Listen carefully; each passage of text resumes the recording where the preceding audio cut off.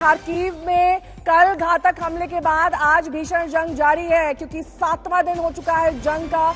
और ऐसे में खार्किव में हेलीकॉप्टर से उतर रहे हैं रूसी कमांडो, यानी कि जिस टैक्टिक्स की बात यहां पर विशंबर जी कर रहे थे, वही टैक्टिक्स एक तरीके से यहां पर विशंबर जी दिखाई दे रही है। बिल्कुल, रणनीति का बदलाव नहीं, टैक्टिक्स का बदलाव। बिल्कुल, ये देखिए टैक्टिक्स है। और नहीं, इसमें भी जो रशियन सिस्टम है, जो रशियन टैक्टिक्स है, वो भी ये कहती है पहले खूब बमबारी करो, फिर इनके जो इनके एयर असॉल्ट ट्रूप्स हैं, एयरबॉर्न ट्रूप्स हैं, स्पेशलाइज्ड ट्रूप्स हैं, पहले उन्हीं के इंटेलिजेंस एलिमेंट्स अंदर काम कर रहे होते हैं, फिर ये लैंड करते हैं।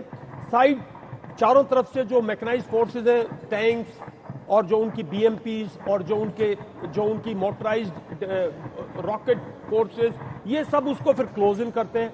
और उसके बाद जो है एक इनके मोटराइज्ड डिविजन्स हैं जो कि हमारी इन्फेंट्री की तरह हैं, वो फिर जो सेंटर्स हैं टाउन के, उसको कैप्चर करेंगे। अब जब ये लैंड करने लग गए, खार्किव के अंदर अगर हेलीकॉप्टर्स लैंड कर रहे हैं और हेलीकॉप्टर से उनके पैरा कमांडोज, उनके जो स्पेशलाइज्ड फोर्सेज लैंड कर रही हैं, तो अब खार्किव का मैं समझता हूं, और अगर आज शाम तक खार्किव का फैसला हो गया तो यूक्रेन का स्टैंड, जो बातचीत होगी उसमें डिफरेंट होगा।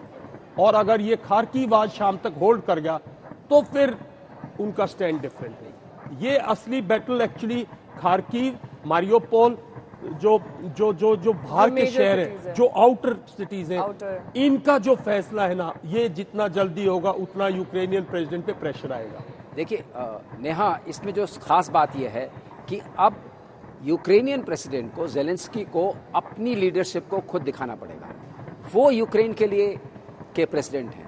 यूक्रेन में महामारी नहीं हो, यूक्रेन में तहस नहस नहीं हो, ये जिम्मेदारी उनकी है।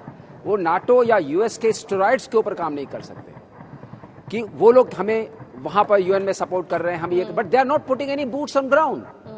तो अल्टीमेटली लड़ाई जो है यूक्रेनियंस को लड़नी है, और ये लड़ाई अपने आप में एक महाशक्ति की, एक ऐसी छोटी शक्ति के साथ हो रही है जो बहुत मुश्किल वाली लड़ाई है। इसलिए यूक्रेनियन लीडरशिप को रियलिस्टिक होके, प्रैग्मेटिक होके ये सोचना पड़ेगा कि हमारा क्या स्टैंड रहेगा, हमें क्या करना है।